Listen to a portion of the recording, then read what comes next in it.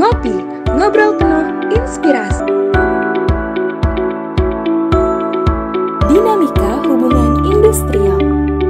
Halo, selamat malam Sobat Ngulik semua. Kembali lagi bersama kami di Ngopi Podcast, ngobrol penuh inspirasi. Nah, gimana nih kabarnya Sobat Ngulik semua? Semoga kita semua selalu diberikan kesehatan ya dimanapun kita berada. Nah, untuk podcast kita pada malam hari ini, Sobat Ngulik akan ditemani oleh aku nih, Kamila Azahra, dan rekan aku, Aulia Krishna, dan kita berdua akan menemani malam minggu kalian nih, Sobat Ngulik. By the way, pada malam hari ini kita akan bahas apa ya, Kamila? Wah, pada malam hari ini kita akan membahas sebuah topik yang sangat seru nih Kak, sangat menarik untuk diulik pastinya. Nah, topik kita pada malam hari ini adalah dinamika hubungan industrial. Nah, pasti Sobat Ngulik semua sudah semakin penasaran kan? Jadi kita langsung aja nih kenalan dengan narasumber kita yang sudah hadir di tengah-tengah kita, yaitu Bapak Ahmad Syarif. Nah, Bapak Ahmad Syarif ini merupakan seorang HR Manager di PT United Chemicals Inter Aneka. Nah, langsung aja kita sapa. Halo, selamat malam Pak Syarif. Apa kabar nih Pak? Malam, luar biasa, sehat. Alhamdulillah luar biasa ya Pak. Ya. Nah, oke, karena kita sudah kenalan nih dengan Pak Syarif, dan Sobat Ngulik pastinya sudah semakin penasaran dengan dan bersemangat pastinya untuk menggali ilmu nih bersama dengan Bapak Syarif. Maka langsung aja yuk Pak, kita ngobrol-ngobrol nih selama beberapa waktu ke depan. Oke, mungkin sebelum kita membahas lebih jauh nih Pak terkait topik kita malam hari ini, Bapak boleh nggak nih Pak menceritain lebih dulu tentang Pak Syarif mungkin mulai dari educational background Bapak, terus karir Bapak terdahulu, aktivitas saat ini, dan mungkin sedikit personal life Bapak mungkin ya Pak. Silahkan. Makasih Kamila. Jadi pendidikan saya ini S1 dari Fakultas Hukum Universitas Indonesia. Lulus tahun 1999. Jadi ketahuan deh umurnya ya. Lalu ada pendidikan lainnya ya, dan terakhir S2, ngambil S2 di UI juga, di Fakultas Ilmu Sosial Ilmu Politik, penjurusannya manajemen HR. Lulus tahun 2009. Ya, itu sekilasnya. Kalau personal kerja saat ini masih bekerja di HR manager. Jadi awalnya saya itu memang dari karir itu setelah lulus, sebelum lulus sebenarnya udah kerja sih, ya. Sebelum lulus habis SMA juga kerja, tapi pikir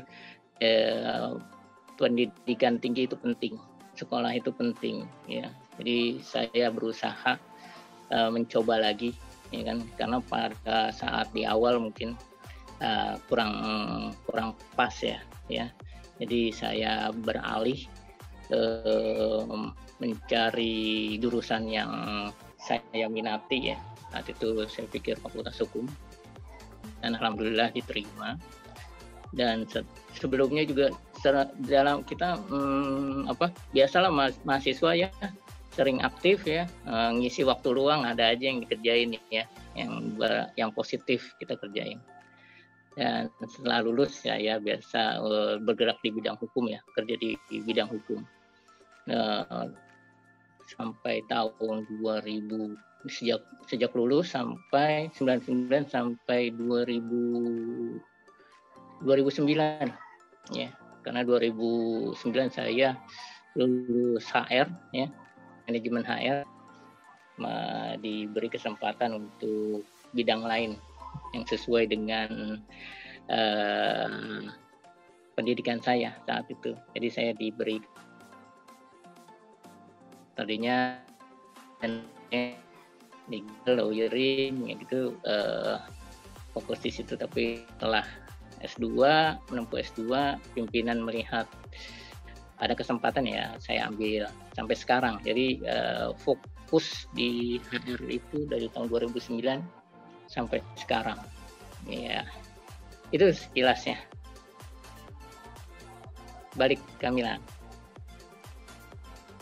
Baik. Balik Kamila. Jadi apa ya Pak? Jadi sangat menarik sekali nih Pak melihat tadi Bapak menjelaskan latar belakang Bapak gitu kan dari S1 hukum ya Pak ya, menjadi benar, itu terus ya langsung ke S2 itu langsung ke manajemen HR gitu, dan ini sangat menarik sekali sih Pak.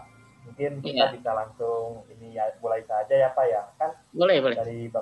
Dari Bapak ini kan bekerja di perusahaan hubungan industrial nih Pak. Nah, menurut Bapak, secara sederhana nih Pak, hubungan industrial itu definisinya seperti apa sih Pak? Dan mengapa menjadi salah satu hal penting di ranah manajemen sumber daya manusia Pak? Ya, makasih Aulia, Sobat Ngulik. Sebenarnya secara sederhana hubungan, namanya kan hubungan ya. Pasti ada minimal dua ya. Dua pihak ya. Minimal dua. Secara garis besarnya sederhananya hubungan industrial itu suatu sistem hubungan antara stakeholder yang ada di industri, antara lain yaitu buruh ya, pasti pengusaha ya, dan pemerintah. Jadi ini segitiga ya, hubungan segitiga, bukan segitiga tinggi. Jadi segitiga antara kepentingan ya. Di pihak buruh, di pihak pengusaha, dan ada pemerintah. Ini adalah hubungan industrial ya, yang dalam proses bisnis usahanya masing-masing ya, tergantung pada organisasinya, memproduksi barang atau jasa ya. Jadi hubungan industrial, sistem hubungan antara pihak buruh, pengusaha, dan pemerintah ya. Itu definisi sederhananya dalam proses produksi jasa dan barang ya. Jadi itu selanjutnya mengapa menjadi hal yang penting ya di ranah manajemen SDM ya, memang namanya hubungan ya. Hubungan pasti meliputi keseluruhan rangkaian sistem. Jadi dia meliputi. Kalau kita bicara lebih spesifik, kalau kita lihat ya teman-teman Sobat Ngulik melihat di Undang-Undang Ketenagakerjaan, kita lihat bahwa berapa banyak sih pengaturan tentang hubungan industrial, itu kita bisa lihat. Jadi kalau kita lihat di Undang-Undang Tenaga Kerja, pasal-pasal yang mengatur tentang hubungan industrial itu paling banyak ya. Jadi ini juga jadi salah satu cermin ya bahwa memang penting ya, dan meliputi seluruh bagian dalam proses manajemen SDM ya. Hubungan industrial itu 48 pasal dari 192 pasal di Undang-Undang Tenaga Kerja ya. Jadi dari situ aja udah kelihatan ya teman-teman melihat bahwa bagian bidang hubungan industrial ini mencakup sebagian besar fokus dalam ketenaga kerjaan ya. Kedua itu perlindungan upah kesejahteraan tenaga kerja ya. Yang kedua, yang ketiga itu tentang pelatihan kerja dan ketiga PHK dan pelatihan kerja itu urutan paling banyak dibahas dalam Undang-Undang Tenaga Kerja. Jadi kalau ditanya penting ya memang cukup penting ya, penting dilihat dari struktur banyaknya pasal aja kita lihat itu mencerminkan ya hubungan industrial punya peran penting dalam proses manajemen SDM. Gitu ya. Baik Pak, berarti hubungan industrial ini seperti yang Bapak jabarkan tadi ini sangat penting ya Pak, dilihat dari berapa banyak pasalnya itu sendiri. Nah, tadi kan Bapak udah bilang nih kalau misalnya hubungan industrial itu penting. Nah, sekarang boleh diceritain nggak sih Pak, role-nya Bapak nih di bidang hubungan industrial ini seperti apa sih? Kan pasti role Bapak tidak kalah penting nih di bidang ini. Dan apa saja sih yang Bapak jalani nih selama ini gitu di bidang ini gitu Pak. Oke, Kamila. Secara sederhana ya, perannya, role-nya itu menurut saya ya, seorang hubungan industrial officer itu perannya untuk seperti hubungan ya. Tadi kan dibilang dasarnya adalah hubungan industrial. Jadi kalau kita punya hubungan, kita harus menjaganya, ya. Kita harus menjaganya. Terus kita harus memeliharanya, ya. Dan menumbuh kembangkannya, ya. Jadi ibaratnya ini hubungan kan. Ya sama seperti Kamila, sobat ngulik lainnya, kalau punya hubungan itu benar-benar harus dijaga. Benar-benar harus dipelihara. Nggak cuma dijaga, dipelihara, tapi harus ditumbuh kembangkan sesuai dengan tujuannya masing-masing stakeholder ya. Karena stakeholder itu kan banyak kepentingan ya. Buruh kepentingannya apa ya? Kesejahteraan pasti ya kan, kesehatan, keselamatan. Itu juga peran pengusaha juga ada di situ ya kan. Pemerintah juga ada di situ ya kan. Pengusaha juga bagaimana tujuan pengusaha untuk memperluas tenaga pekerjaan ya, relasi ya, pentingnya. Pemerintah juga bagaimana hubungan industri ini tumbuh kembang untuk ekonomi peningkatan ekonomi. Jadi peran hubungan industrial officer penting dalam secara mikro maupun makro ya. Jadi menjaga hubungan yang harmonis, memeliharanya dan menumbuh kembangkannya. Jadi itu secara umumnya. Balik lagi. Makasih. Gimana? Baik Pak, jadi itu sangat penting ya Pak ya dari HR hubungan industrial officer ini ya Pak ya, seperti yang Bapak jelaskan sebelumnya, menjaga hubungan yang jelas, memelihara, dan mengembangkan sesuai tujuan stakeholder, pemerintah, pengusaha, dan yang lainnya.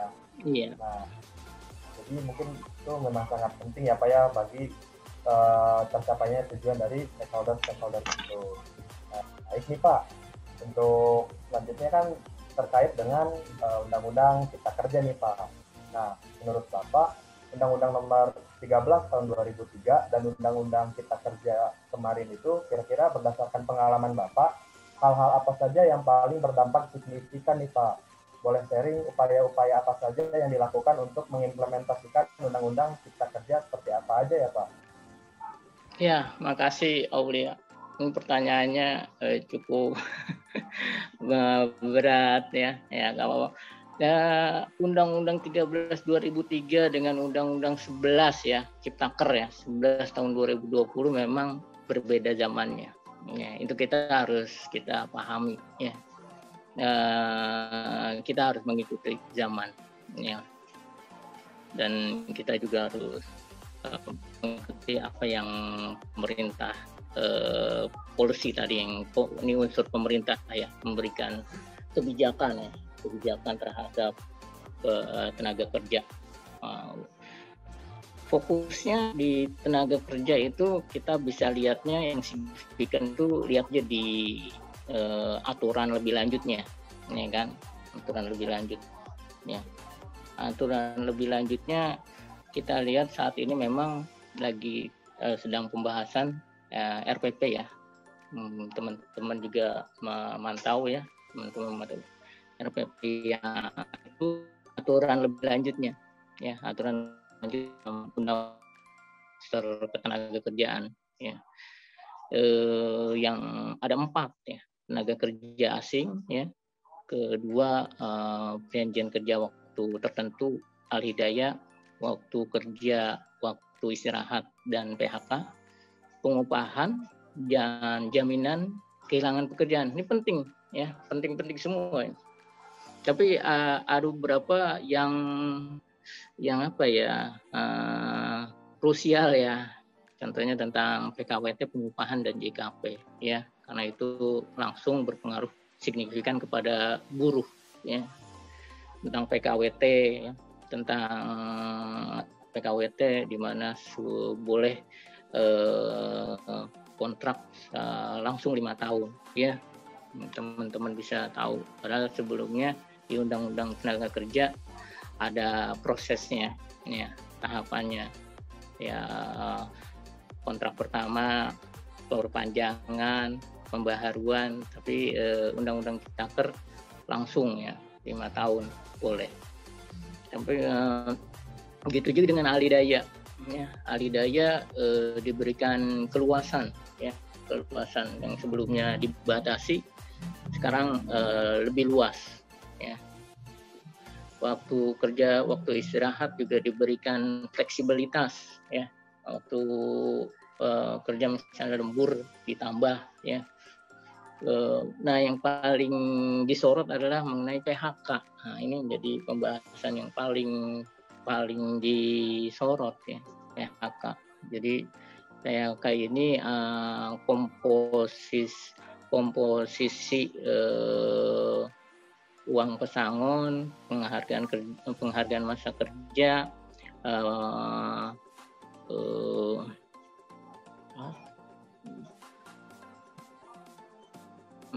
uang pisah dan uang penghargaan masa kerja, uang pisah, dan uang apa sih, lupa sorry, penggantian hak, sorry. Jadi ada 4 unsur kan ya, uang pesangon, penghargaan masa kerja, penggantian hak, dan uang pisah. Unsurnya kan seperti itu. Tapi di undang-undang yang terbaru Ciptaker ini memberikan perubahan ya. Di RPP-nya juga dilihat ada perubahan mengenai pengalih dari uang pesangon yang pada prinsipnya berkurang dari Undang Tenaga Kerja yang sebelumnya. Tapi ada juga dia lebih banyak ya, yang sebelumnya belum diatur. Undang 13 di Undang-Undang Ciptaker diatur tambahannya, kita bisa lihat. Itu yang signifikan. Dan yang signifikan juga tentang pengupahan, mengatur tentang upah minimum ya, upah minimum, upah sektoral ya. Upah minimum dulu sebelumnya formulanya inflasi dan produk domestik bruto tahunan, sekarang dirubah ya, melihat dari sisi yang lain. Begitu juga dengan upah minimum kota kabupaten, ada syarat-syaratnya yang harus dipenuhi.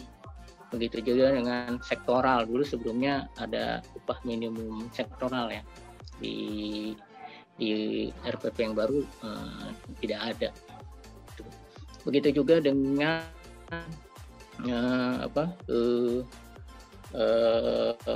pengupahan tadi udah, jaminan kehilangan pekerjaan ya. Jaminan kehilangan pekerjaan ini merupakan suatu hal yang baru ya, alternatif dari mungkin berkurangnya tadi formula pesangon yang sebelumnya lebih, yang sekarang ini berkurang.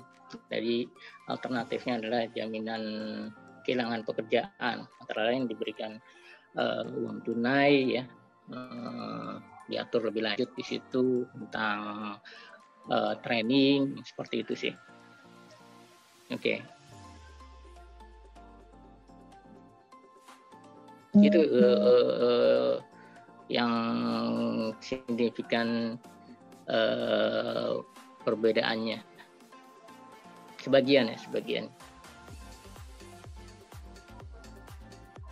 Oke. Tadi kan Bapak udah nyinggung ya di undang-undang itu salah satu yang menjadi fokusnya tuh adalah PHK gitu. Nah, PHK ini kan juga sempat menjadi ini ya Pak, isu yang sangat hangat di masa pandemi ini.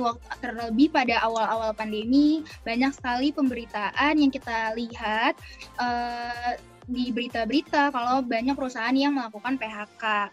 Nah, terus ya Pak, kalau bicara soal kondisi pandemi saat ini, gimana sih Pak shifting nih perubahan di dunia kerja di tempat Bapak kerja saat ini, khususnya di ranah manajemen sumber daya manusia dan hubungan industrial Pak. Jadi dikhususkan di ranah MSDM dan hubungan industrial. Apakah ada perubahan yang signifikan?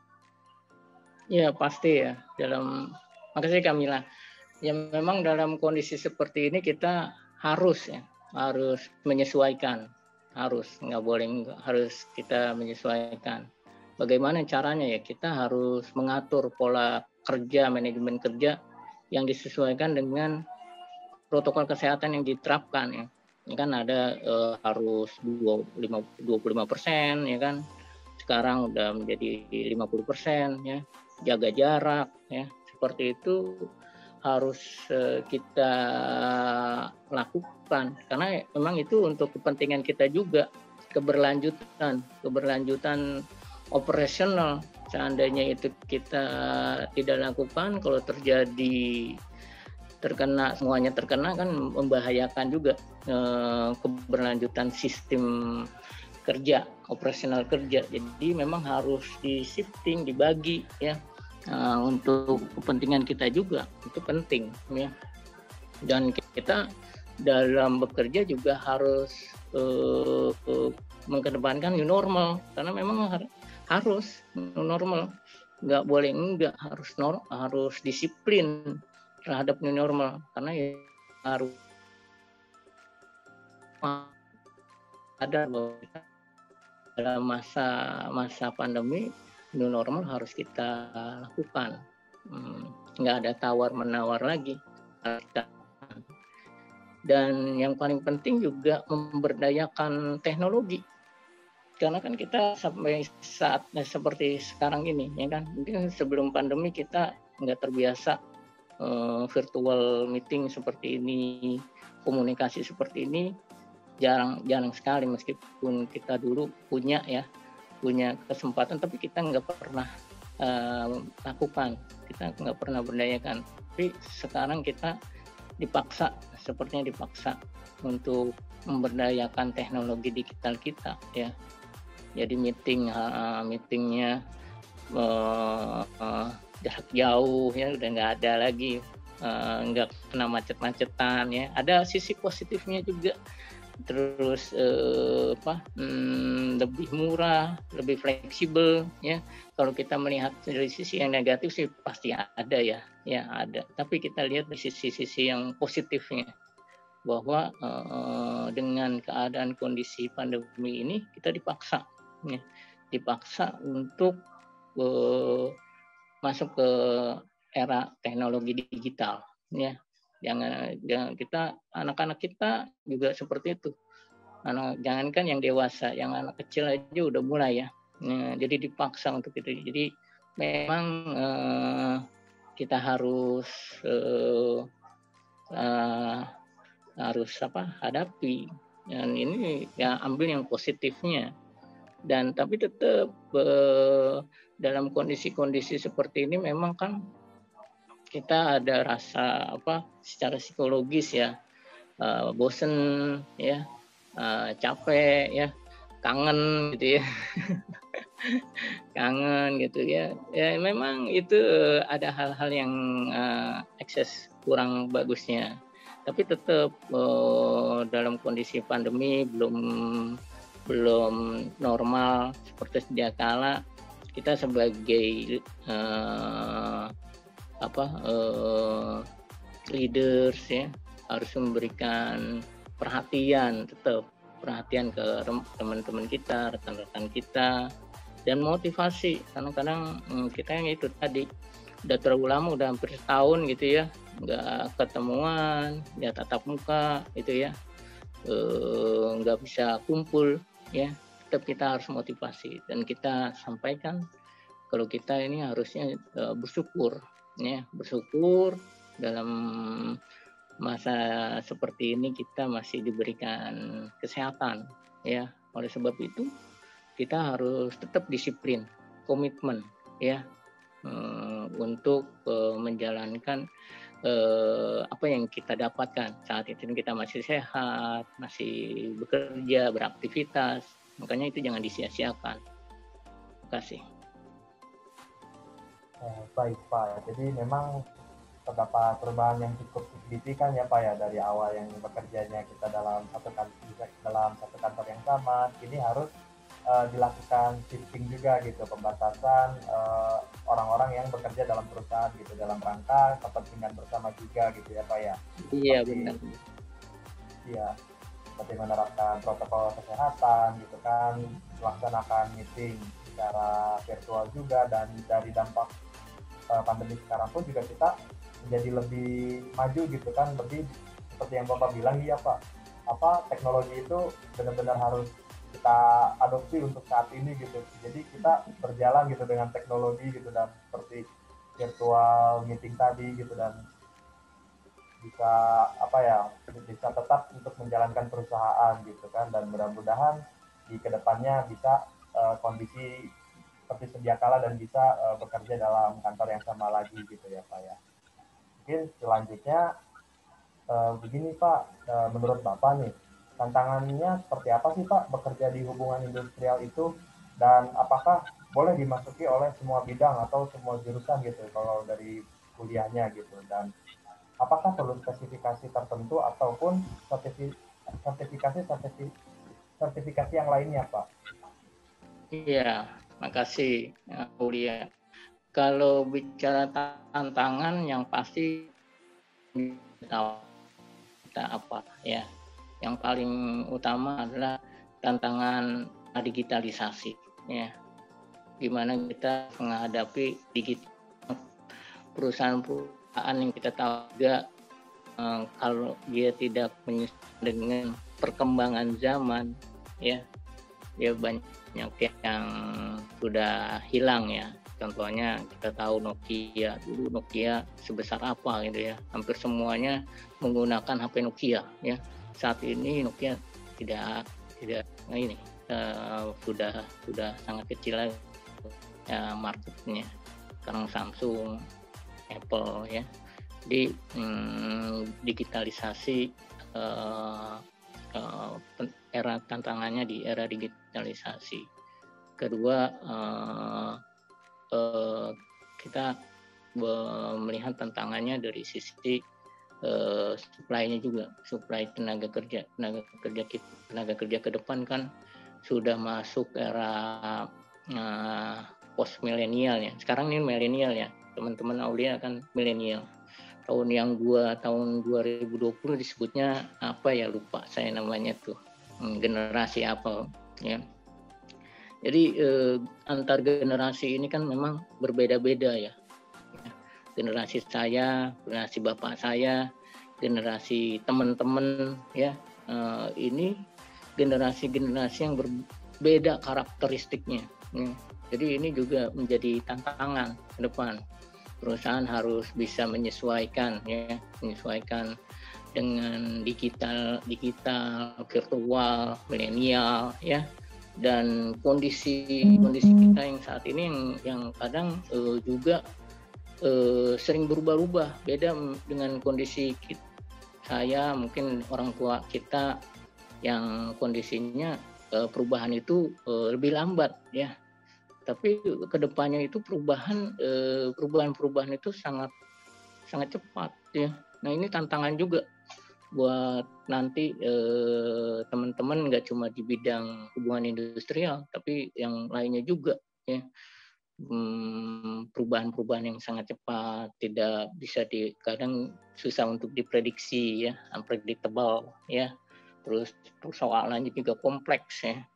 Berbeda dengan zaman-zaman 20 tahun yang lalu, 30 tahun yang lalu sangat berbeda, apalagi nanti ke depan 10 tahun atau 20 tahun ke depan ya. Jadi itu tantangannya lebih banyak ya. Terus apa tadi yang kedua, Aulia? Terkait bekerja di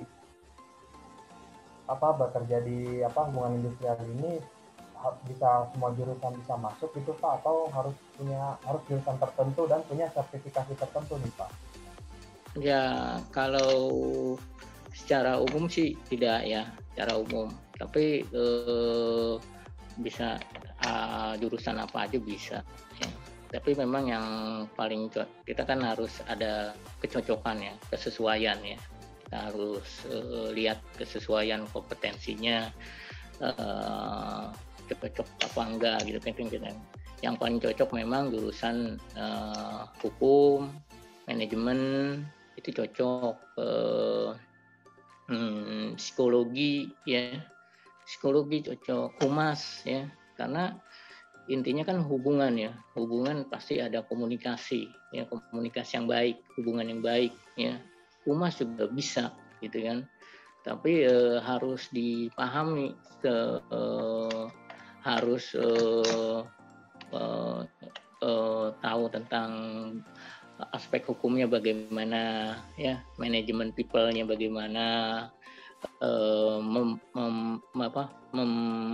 memahami perilaku pegawai bagaimana, itu kan psikologi. Terus bagaimana kita deliver komunikasi ya kan, yang baik, yang bagus ya kan ya. Jadi itu penting. Jadi nggak harus selalu jurusan hukum, nggak harus selalu manajemen ya. Tapi semuanya bisa, cuma ada beberapa jurusan yang memang cocok tadi, hukum, manajemen, psikologi, humas itu cocok. Cuma memang harus, karena dia di bidang hubungan industrial yang perlu mengetahui tentang dasar-dasar hukum gitu ya, memang perlu tambahan. Yang orang manajemen harus belajar tentang dasar-dasarnya, ya kan, dasar-dasar tadi, hukum ketenaga kerjaan. Nah, memang yang baiknya, bagusnya dual disiplin ya, multidisiplin bagus memang, antara hukum dan manajemen gitu ya, mix ya, bagus ya. Itu juga mungkin jadi masukan. Tapi kan kadang sulit juga ya, manajemen terus belajar hukum perlu waktu 5 tahun, 4 tahun atau 5 tahun, gitu kan, lama gitu kan. Tapi tipsnya orang yang manajemen bisa ambil kursus-kursus singkat, ya kan, sertifikasi yang banyak diadakan. Dan yang penting juga praktek. Ya kan, itu penting. Jadi kalau teori bagus, tapi memang belajar yang paling bagus adalah di praktek ya, melihat. Jadi kalau ada nanti ada kasus atau permasalahan, ikut terlibat di situ. Jadi bisa memahami prosesnya. Ya, itu jadi pelajaran yang berharga. Jadi setiap ada kasus ya harus dipelajarin ya kan, bahkan mungkin kalau bisa ikut terlibat di situ, ikut terlibat dalam proyeknya, bantu asistensinya gitu ya. Jadi, dan kadang kan untuk mencari kasus itu kan susah ya kan. Nah, caranya kita lihat, banyak baca banyak kasus ya, mungkin juga sharing seperti ini ya kan, belajar tentang praktisi. Jadi ini bagian dari proses pembelajaran praktisi ya, meskipun nggak langsung praktek tapi langsung dari praktisi gitu. Itu bagus juga buat teman-teman gitu kan, juga mempelajari case study itu bagus ya.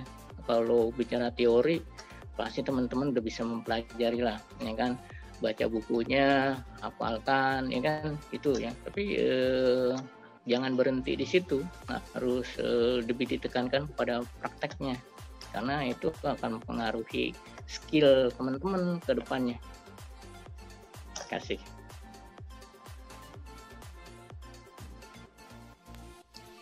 Baik, berarti tadi yang bisa saya ambil ya Pak, tantangan kita nih pada saat ini, terutama di masa pandemi ini, tentunya perubahan yang sangat cepat disertai dengan digitalisasi gitu ya Pak. Terus juga adanya perbedaan-perbedaan generasi yang dimana kita harus saling mengerti gitu antar generasinya.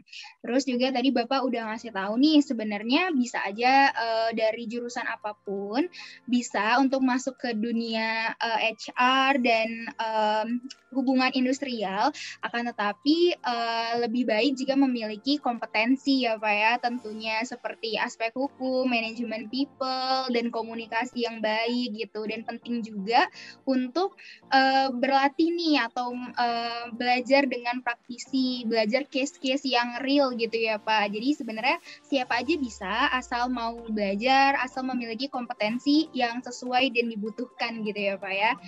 Nah, kalau selanjutnya nih Pak, hal-hal apa sih Pak yang sering dihadapi ketika Bapak nih sebagai seorang HR mengelola hubungan industrial, dan hal-hal apa nih Pak yang membuat perundingan itu menjadi gagal gitu?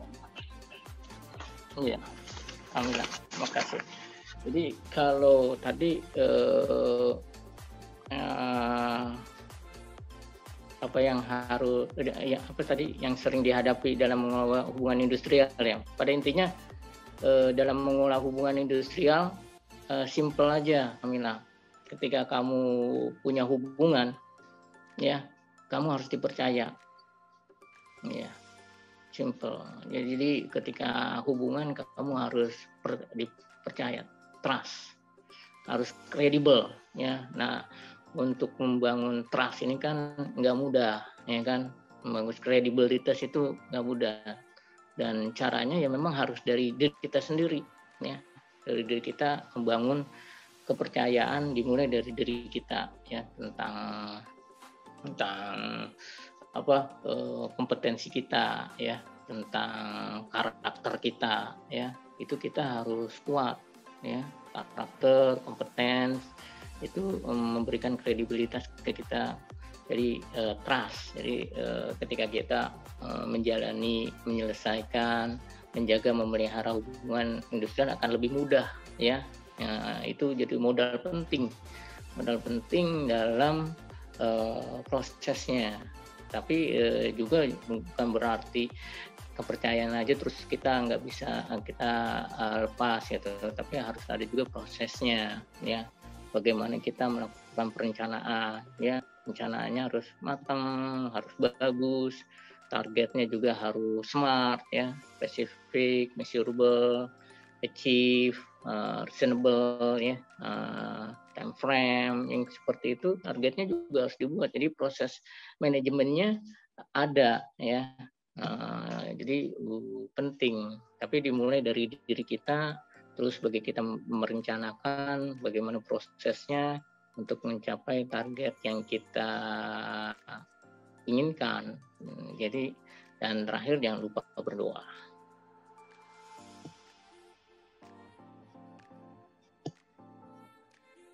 Oke.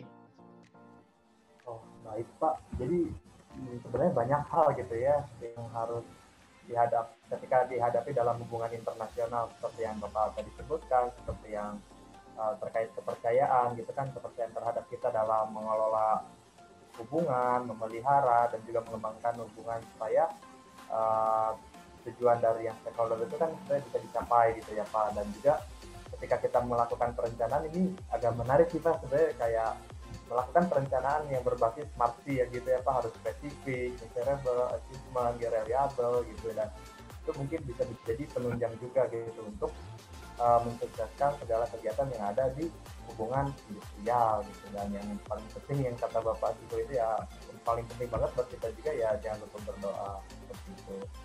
Mungkin ini yang terakhir ya Pak ya, apa sih Pak pesan Bapak kepada teman-teman sepak ngulik nih Pak yang berminat berkarir khususnya gitu di bidang hubungan industrial dan persiapannya tuh seperti apa aja sih Pak? Terima kasih. Ya, oke. Jadi persiapannya ini kan bagian dalam proses persiapan ya, belajar kuliah itu proses persiapan untuk dunia karir kita. Tapi secara umum kita harus bangun diri kita, ya, bangun diri kita. Bangun diri kita apa? Bangun trust kita, ya. Trust itu kan trust itu terdiri dari kompetensi kita, ya. Bangun kita yang kompetensinya apa, karakter kita bagaimana. Jadi itu yang penting juga. Jadi bangun karakter kita, ya. Karakter yang tentang integritas dimulai dari muda, ya. Karena kalau dari muda lebih mudah untuk membangunnya. Buat teman-teman, ya, bangun integritasnya harus benar-benar, karena biasanya orang mahasiswa integritasnya kan bagus-bagus ya, idealismenya tinggi, ya, integritas, ya. Intensinya, motivasinya, ya, harus bagus, ya. Karakter, kompetensi, skill, ya, knowledge, attitude, ya, kita harus bangun itu. Teman-teman harus bangun, ya, skillnya, knowledge-nya. Nah, sekarang kan knowledge banyak, ya, attitude, perilaku, ya. Kalau perilakunya baik, bagus, ya. Jadi dalam pekerjaan itu akan lebih memudahkan, ya. Kalau attitude-nya bagus gitu, ya, wah udah lebih mudah, pengetahuannya luas, ya, jadi lebih mudah dalam menyelesaikan permasalahan, menjaganya, memeliharanya. Skillnya udah banyak, bagus gitu, ya. Jadi dari sekarang ya memang harus bangun tentang jati diri, trust self, ya, kepercayaan diri. Dan yang paling penting ya tadi banyak praktek, ya, praktek lebih banyak. Kalau saya sarankan, ya, banyak praktek di lapangan, magang seperti itu. Jadi jam terbangnya itu di lapangan memang harus banyak. Yang paling bagus memang belajar di praktek, ya. Jadi banyak case study-nya harus dibaca. Itu cara untuk jadi lebih taktis, lebih bagus ya ke depannya untuk karir. Dan juga yang paling penting skill komunikasi, keahlian komunikasi itu penting ya dalam hubungan, ya, menjaga memelihara hubungan industri. Harus komunikasinya harus baik, ya.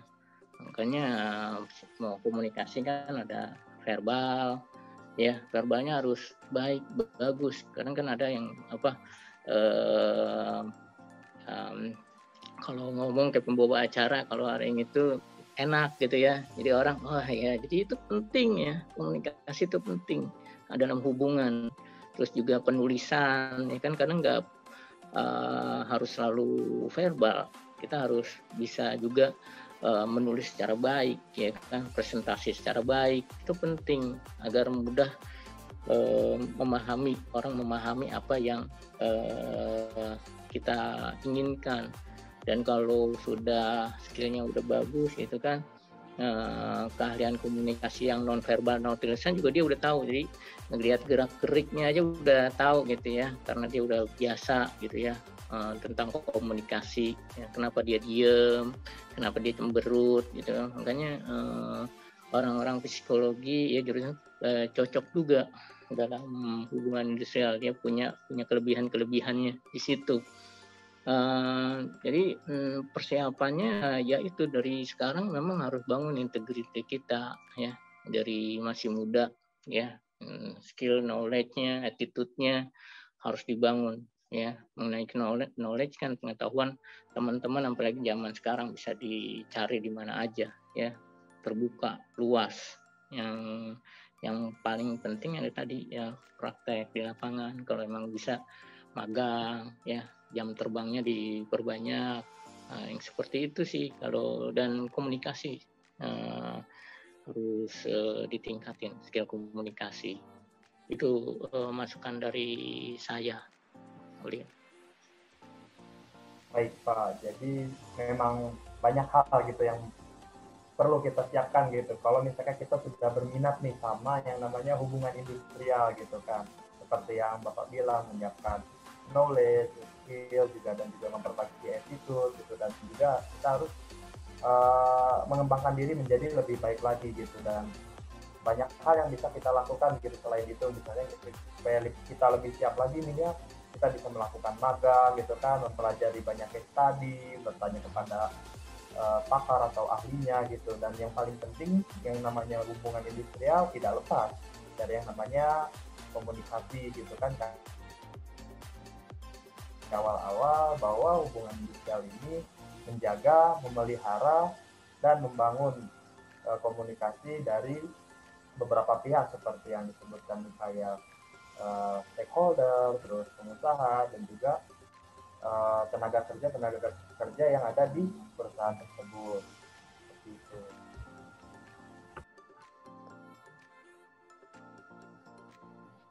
Baik, nah nggak kerasa nih kita udah berbincang-bincang cukup banyak ya Pak.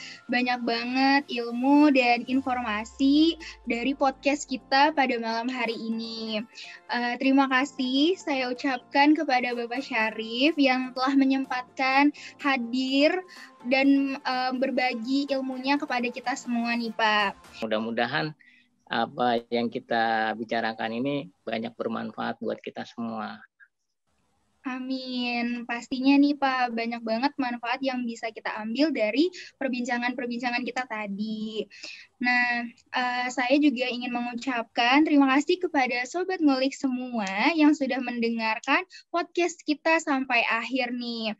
Jangan lupa saksikan Ngopi Podcast di episode selanjutnya di YouTube channel Himpunan Profesi Center of Management, dan juga di Spotify Future Star IPB.